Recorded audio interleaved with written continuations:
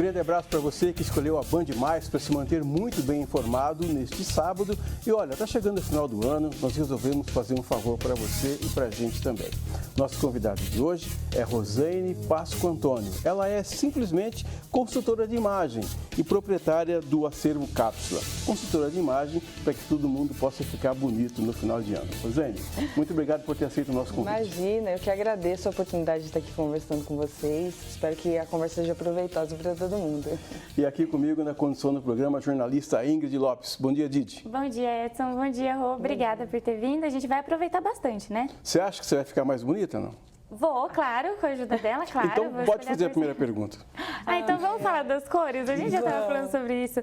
Cada pessoa tem uma paleta de cores que valoriza o tom da pele. Como que é isso? Sim, então, a gente tem na análise de coloração um teste, né, que é o teste que a gente faz para descobrir quais são as cores, né, o conjunto de informações que vão ressaltar, realçar a beleza de cada pessoa. Então, eu tenho a minha paleta aqui, né, que eu pedi, inclusive, ali para a minha equipe pegar.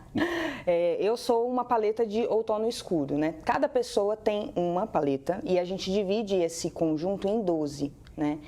O método que a gente usa é o método sazonal expandido, então ele fala das 4 estações. E ele é expandido porque cada uma das estações tem 3 possibilidades diferentes de características. Quando a gente fala de uma paleta de uma pessoa, né, então de outono escuro, que como é o meu caso, a gente tem, nesses 3 parâmetros que a gente avalia no teste, a gente vai encontrar a temperatura, a intensidade e a profundidade. A temperatura vai dizer pra gente se eu seguro melhor cores com temperaturas frias ou quentes. Pronto, voltei. Então, uma vez que a gente descubra, né, qual das 2 temperaturas é a minha, a gente vai eliminar metade das opções. Então, são 12 possibilidades, a gente cai para 6. Então, a gente tem nas estações, né, primavera, o verão, o outono e o inverno, sendo a primavera e o outono estações de temperatura quente e o verão e o inverno de temperatura fria. E aí o pessoal sempre pergunta para mim na análise, nossa, mas o verão é frio? Quando a gente está falando de temperatura de cor, né, quando a gente fala da paisagem daquela estação, a gente está falando da predominância de pigmentação, se as cores têm mais predominância da cor vermelha ou do azul, né? Então, o verão, se a gente pensar nas paisagens, né, esse método é muito guiado pela questão das paisagens, a gente vai pensar o quê? Naquela praia com a água azulzinha, verdinha, a areia bem branquinha, né? Então, a gente tem cores que tem mais pigmentação azulada, né? E predominância de luz, porque o verão tem muita influência do sol muito forte que acaba deixando as cores mais clarinhas. Então, descobrimos qual é a temperatura, a gente eliminou metade das opções e vai para o teste da intensidade. Se a gente observa que aquela pessoa tem um contraste alto entre, né, nas informações do rosto, como, por exemplo, o olho bem escuro e a pele bem clara, ou, por exemplo, né, o cabelo mais claro, com uma cor mais uniforme em relação à pele, são essas características que a gente vai avaliando para descobrir se essa intensidade vai ser mais brilhante, né, vai ter cores mais saturadas e acabamentos mais metálicos, mais brilhantes mesmo, né, literalmente falando, como, por exemplo, tecidos de veludo, veludo molhado, né, acabamentos que têm mais brilho, predominância de brilho. Ou se essa pessoa vai ter mais suavidade, vai ficar melhor com cores um pouco mais claras, com menos intensidade, menos saturação. Deixa eu só falar uma coisa. Vamos falar um pouco em letra de forma, para o nosso telespectador entender. Tá. Um moreno jambo como eu, ou como o Zé, que é o nosso diretor de TV, que tem uma pele assim, parece pêssego, né? Quanto tempo você demoraria para identificar para a gente o que a gente pode e o que a gente não pode usar? Legal. O teste dura 2 horas, não o teste sozinho, né? É o teste com a conversa pós-teste, onde eu vou explicar todas as características da paleta, vou entregar um material informativo, né, em torno de 15 páginas, ali para você ter todas essas, toda uma explicação muito clara dessas características. Mas o teste em si pode levar de 40 minutos a 1h30, vai depender do quão desafiadora é essa pele. Mas um mito é que a gente tem a tendência a achar que peles mais morenas são mais difíceis de ler. E não é verdade. Na verdade, todas as peles podem ter graus de dificuldade diferentes, né? Então, a partir de 40 minutos a gente já consegue, com esse teste, descobrir quais são as cores que te favorecem. E isso influencia na cor da roupa a ser usada? Totalmente, na cor das roupas, nos metais que a gente escolhe, se vão ser metais dourados ou prateados, nos acabamentos, como por exemplo, se a pessoa vai ficar melhor com uma blusa de algodão ou com uma blusa com tecido acetinado. Então, todas essas características a gente vai descobrindo, inclusive tonalidades de cabelo. Então, por exemplo, né, tem um caso muito legal que eu gosto de contar, de uma cliente que ela sempre fazia luzes loiras, né? E ela sempre saía do salão sentindo assim, tipo, nossa, ficou legal, mas tem alguma coisa que não está batendo. E aí a gente fez a análise dela e descobriu que apesar da pele dela ser morena, geralmente a gente acha que é a temperatura quente, ela tinha uma temperatura fria, que é o que a gente chama de pele oliva. É uma pele morena que tem um fundo mais esverdeado e então, portanto, menos quente. E aí, a gente descobrindo isso, a gente descobriu que o loiro indicado para ela aproximar do que ela estava acostumada a usar, seria um loiro mais acinzentado, mais pro platinado.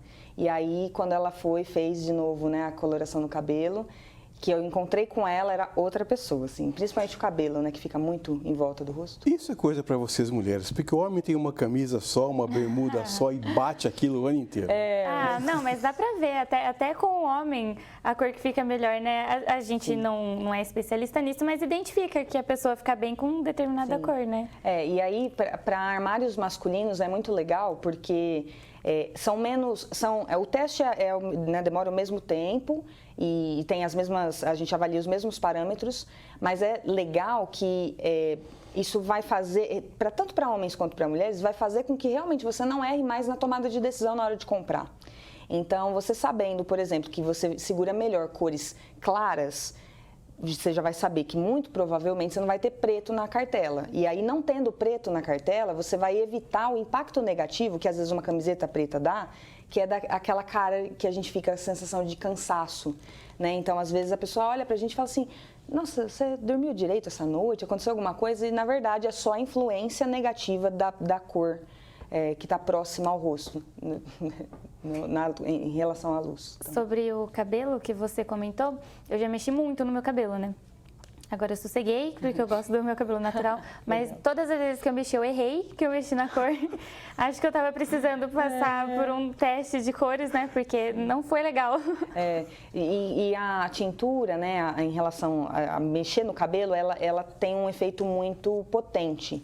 Porque o cabelo ele é a moldura do rosto. Então, uma vez que a gente mexe nele sem saber o direcionamento, a chance de cometer um erro é muito maior do que, por exemplo, na hora de comprar uma peça. Porque, querendo ou não, a gente já tem um pouco de direção de, eu gosto desse tipo de cor, né? Ou essa cor eu sinto que não me favorece tanto. O cabelo é uma chance só. Então, você chega no cabeleireiro, você mostra uma imagem e diz para ele, eu quero ficar com esse cabelo. E aí ele vai fazer esse cabelo, só que em cada pessoa esse cabelo vai ter uma reação diferente. Agora, o Rô, a gente já ficou íntimo, posso chamar de Rô, né? O Rô, é o seguinte, então é por isso que as mulheres demoram tanto quando elas vão se arrumar? Porque tem que ficar olhando cor de pele, a roupa que combina, esse que é o segredo, então? Tem a ver com isso e tem a ver com o fato também de que o guarda-roupa feminino, ele tem uma quantidade de variação de peças muito maior do que o masculino. Eu sei. Então, se a gente pensar, né, partes de cima para armários masculinos, a gente vai ter camisetas e camisas, ou no máximo uma camisa de manga curta ou uma camiseta de manga longa. Quando a gente vai para o armário feminino, a gente tem as camisetas, as camisas, os croppeds, as blusas, né, e aí por aí vai uma infinidade, os bodies, né, uma infinidade de outras possibilidades. Então, quanto mais variabilidade a gente tem, mais difícil fica de tomar as decisões. É por isso que demora mais. E também por causa das cores, mas muito por causa dessa questão da variabilidade também. E definidas as cores, como que a gente faz para ter um guarda-roupa inteligente? Legal. A análise de coloração, ela é a porta de entrada da consultoria de imagem, de um modo geral, né? Uma vez que a gente descobre as nossas cores, a gente consegue montar um planejamento para ter um armário inteligente. O que é um armário inteligente? A gente pensa no universo do minimalismo, né, muito no armário cápsula, não sei se vocês já ouviram falar. Mas o que é um armário cápsula? É um conjunto de peças que aquela pessoa tem e que todas essas peças vão fazer coordenações entre si. Então, por exemplo, né, a gente vê muitos armários cápsulas que tem uma calça preta, uma calça branca, uma calça jeans, uma saia preta, uma bermuda branca e aí as partes de cima, branco, off-white, uma cor às vezes que vai guiar aquele conjunto. Então, essa ideia do armário cápsula, a gente tem transportado ela de um jeito um pouco adaptado, principalmente porque a ideia do armário cápsula é você ter um conjunto de peças para cada estação, né? É uma ideia importada dos Estados Unidos, né? Do hemisfério norte. Então, a ideia é que a cada troca de estação você tenha um conjunto de em torno de 50 itens, considerando peças de roupa, né? Do vestuário e acessórios. Então, a ideia que a gente está tentando, né? Trazer para as nossas clientes e para as nossas seguidoras lá nas redes sociais é que a gente não precisa necessariamente de um armário cápsula, mas de um armário inteligente. O que é essa ideia, então? Trazer essa proposta de que as peças precisam combinar, mas que não precisa ser um armário tão enxuto a ponto de você precisar ficar fazendo essas trocas a cada mudança de estação. Então, uma vez que você sabe as cores, você consegue fazer uma lista, né? Decidir quais são, por exemplo, aqui no caso na paleta, a gente tem as cores que são as cores premium, né, que são as cores que são os 6 melhores tons selecionados de toda a paleta para aquela pessoa. A gente tem uma outra muito interessante que é dos neutros, né? Então a gente encontra que algumas pessoas não têm preto e nem branco, por exemplo. Eu não tenho branco na minha paleta, então eu consigo saber qual é a tonalidade equivalente para eu neutralizar, por exemplo, o dia que eu quiser usar uma blusa pink de paetê. Então eu quero uma peça mais neutra, eu vou usar alguma dessas opções dos neutros da minha paleta. Então, tendo essas informações, eu consigo juntar elencar, né, uma quantidade de cores ali e restringir as minhas escolhas de consumo a essas opções. Então, a gente começa a dar andamento no armário inteligente desse jeito. Vivendo e aprendendo, na verdade, porque a única vez que eu vi uma coisa parecida com essa foi quando eu quis pintar o meu apartamento e o pintor veio com umas paletas e cores. Nós vamos para o nosso intervalo, daqui a pouco a gente volta. Hoje nós estamos conversando com a Rosane Pasco Antônio, ela é consultora de imagem, então nos ajudando aqui a melhorar a nossa imagem. Daqui a pouco a gente volta. Até já.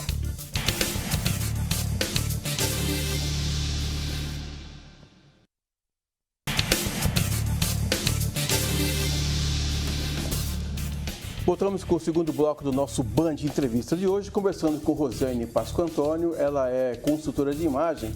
Nós estamos falando aqui de imagens, de paletas de cores, de roupas. E o assunto agora, nesse segundo bloco, também vai ser o brechó. Eu sempre achei que brechó fosse uma coisa assim para você consultar de vez em quando. Mas parece que não é não, né, Rosane? Não é. Brechó é um estilo de vida, assim, eu costumo dizer, né? Porque a gente tem a ideia de que brechó é aquela portinha numa ruazinha meio duvidosa. Como se fosse um sebo para livros, não é isso? Exatamente. Onde as roupas estão ali meio amontoadas, muita coisa, um cheiro não muito legal, coisa muito guardada, né?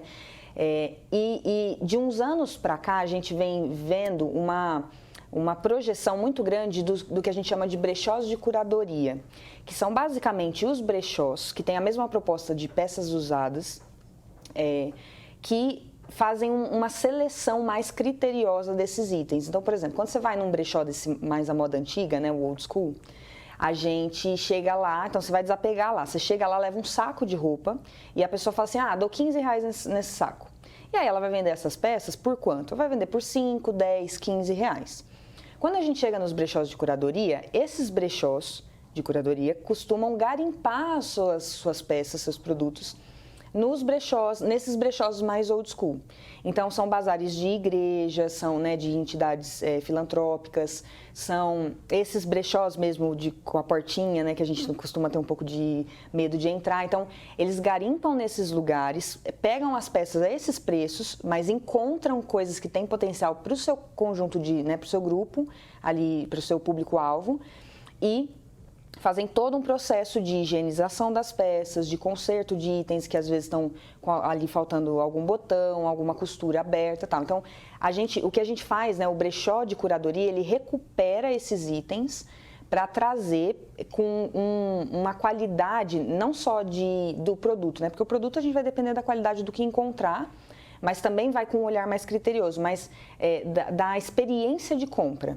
Então, a gente traz para os nossos clientes uma experiência de compra que se assemelha muito à de lojas de peças novas e até de lojas de shopping, como, né, a gente vê por aí, que é a coisa de você sair com uma sacola legal, de você ter um brinde bacana num determinado valor de compra ali que você gastar. Então, é muito gostoso comprar em brechó, principalmente porque o preço é muito mais acessível e o carinho, né, o cuidado ali daquele lojista, daquela pessoa que está preocupado em entregar um produto, né, bem pensado, bem escolhido, bem cuidado para aquele cliente, são coisas assim que uma vez que você experimenta, você começa a ter dificuldade de querer comprar em qualquer lugar.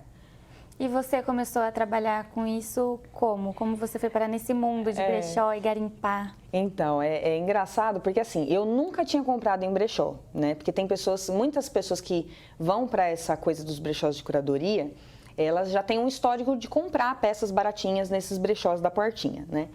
E eu, na verdade, nunca tive esse histórico, né? A gente sempre comprou peças novas, sempre procurando muito por promoção, né? E preços que a gente conseguia pagar, né? Minha família. Mas, quando eu estava estudando, né, em São Carlos, eu sou formada em Pedagogia pela Universidade Federal de São Carlos, e quando eu fui para lá, eu me deparei com esse universo dos brechós de curadoria. Lá, na época, estava tendo um boom muito grande.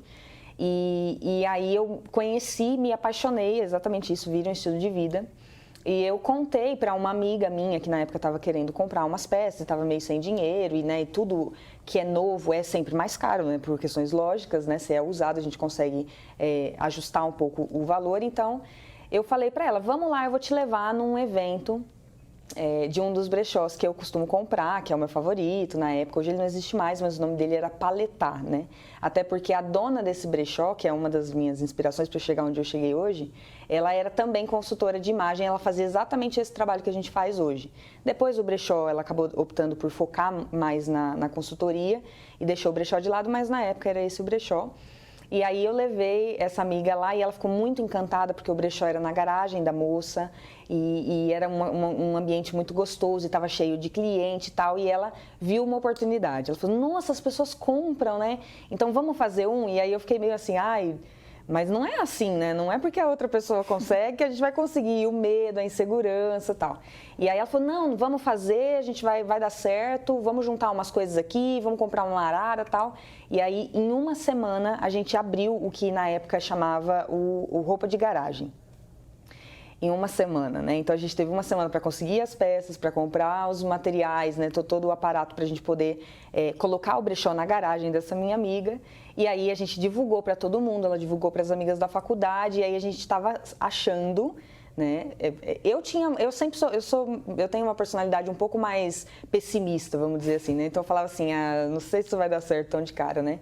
E aí ela organizou tal, a gente avisou todo mundo e aí no dia do evento não foi ninguém. E aí, assim, eu já esperava um pouco, porque essa coisa da velocidade, né, até você, né, as coisas demoram um pouco para acontecer. Então eu imaginava que isso pudesse acontecer, mas eu gostei muito do processo, né, então de pegar as peças, de selecionar dentro das sacolas o que a gente achava que dava para vender, o que não. Ainda não tinha um critério muito amadurecido, mas a gente tinha... algumas ideias, né? Eu sempre gostei muito de me vestir, então eu sabia mais ou menos, isso aqui é legal, isso aqui não é tanto, tal. Então, depois que aconteceu isso, essa minha amiga desanimou, mas eu queria, tipo, não, vamos lá, vamos tentar mais um pouco. E aí eu fiquei alguns meses indo na garagem dela todos os sábados e ninguém aparecia, em torno de 2 meses. E aí chegou um dia que ia ter um evento lá em São Carlos, uma feira grande de brechós. Eu consegui inscrever, a gente foi aceito. E aí a gente foi nessa feira e vendeu uma grande parte do estoque, né, do acervo, né, que brechó não tem estoque, ele tem acervo porque cada peça é única. E aí a gente dividiu então o lucro desse evento, pagou, né, as nossas contas, né, ali da aquisição do material inicial. E aí ela falou, olha, eu acho que não é meu negócio, não gostei muito, pode ir, se você quiser pode continuar.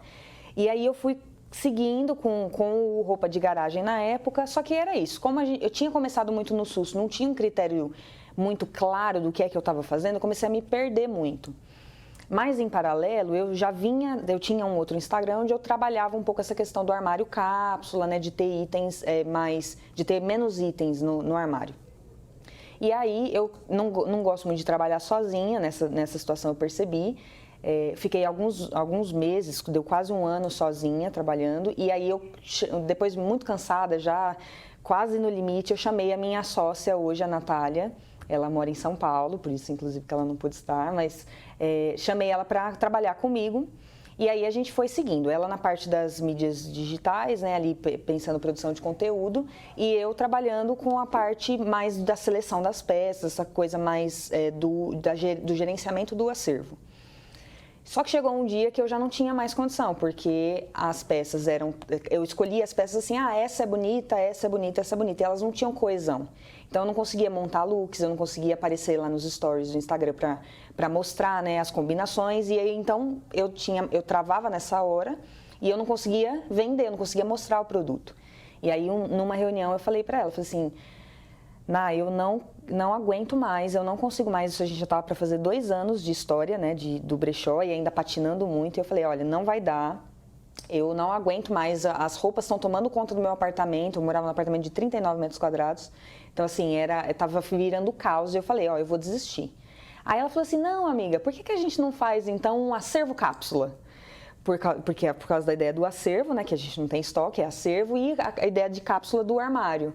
A hora que ela falou isso, assim, nada mais, eu não ouvia mais nada, era só, a gente precisa de um acervo cápsula, e aí veio o nome, né, então por isso hoje o nosso brechó, e o brechó com consultoria de imagens se chama Acervo Cápsula. Deixa eu aproveitar para fazer uma pergunta, aproveitando esse tema.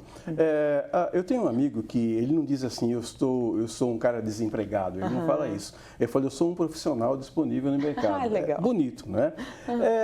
Brechó e moda de reuso. Você acha que há um preconceito, houve um preconceito com relação a essa moda de reuso? Houve. A ideia, né, do acervo cápsula sempre foi, então assim, antes de a gente virar acervo cápsula era meio lógico que a gente que a gente era um brechó, então era isso. Quando a gente começou a pensar o acervo cápsula, para, né, transformar o conceito, a ideia era que a médio e longo prazo a gente começasse a trabalhar com não só mais peças usadas, mas com peças feitas com material de reuso. O que isso quer dizer?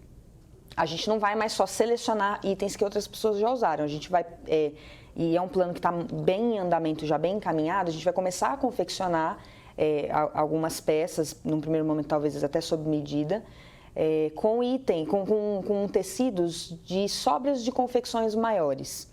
Porque quando a gente está falando de moda de reuso, né, de moda sustentável, a gente sabe hoje que a indústria da moda é uma das que mais polui no mundo. E a gente consome muita roupa, né? E muita roupa indiscriminadamente. A gente vai na loja sem critério, então a gente chega lá, às vezes até sem saber, o que eu quero comprar? Eu quero uma blusinha ou eu quero uma calça? Não, eu estou indo para olhar. E o que eu acho bonito eu trago. E aí essas coisas começam a empacar no nosso armário e não existe para onde mandar em última instância. Às vezes a gente tem a ilusão de que tem, né? Porque a gente fala assim, vou levar lá no acervo cápsula que eles compram, tá? A gente vai comprar uma parte desses itens. Não tudo. E aí eu vou te devolver, eu vou mandar para doação, né? A gente tem algumas instituições que a gente ajuda. Só que esses itens que não forem absorvidos, não forem aproveitados por ninguém em última instância, aonde é que a gente vai dispensar eles? Como que a gente vai descartar? Então, alguns caminhos que a gente está estudando a possibilidade de tomar agora nos próximos anos então, primeiro, confeccionar peças com essas sobras de confecções maiores e num futuro um pouco mais distante, a gente quer trabalhar com reciclagem de tecido, que é um desafio muito grande, porque hoje se recicla tecido de fibra pura. Então, tecido 100% algodão, tecido 100% poliéster, né? Fibras que não têm interferência de outros materiais na composição. Mas a gente usa muita roupa que é 95% poliéster e 5% elastano, né? Então toda essa mistura, todas as peças que têm essa mistura, elas não podem ser recicladas ainda hoje, né? Não é lucrativo. E a gente está querendo caminhar para conseguir estudar um pouco mais sobre essa questão da reciclagem dessas fibras mistas para trazer para a gente tecidos mistos para a gente fazer as nossas peças. Então, é trabalhar na vertente de ter o mínimo possível sempre de descarte, já que o nosso DNA é o reuso. Rô, a gente está chegando no final do programa, acho que dá tempo de você fazer mais uma pergunta para você responder em 30 segundos, incluindo os endereços da rede social. Ai, tá bom. Então, quem quiser conhecer e levar alguma peça que acha que vale para você, como é que faz? É só entrar em contato comigo pelo Instagram. A gente tem, né, ali, o nosso Instagram é @acervocápsula, então @acervocápsula. A gente combina um dia para você levar essas peças, né? E a gente está localizado ali do lado do Mackenzie, então na Avenida, fugiu agora o endereço, 30 segundos, na rua de trás da Avenida Brasil, a Rua Dom Pedro I, número 325, apartamento 34, por enquanto, mas estamos em processo de mudança, então vem novidade por aí. Muito bem, chegamos ao final do nosso Band Entrevista de hoje, conversando com Rosane Pasco Antônio, consultora de imagem. Nós falamos aqui sobre brechó, sobre moda de reuso e demos umas dicas para você ficar um pouco mais bonitinho na fita também, tá bom? Desejamos a você um ótimo final de semana. Obrigado, viu, Didi? Obrigada, muito obrigada pelas dicas. A gente vai conversar mais. Sim, eu que agradeço. E sábado que vem nós estamos de volta. Até lá!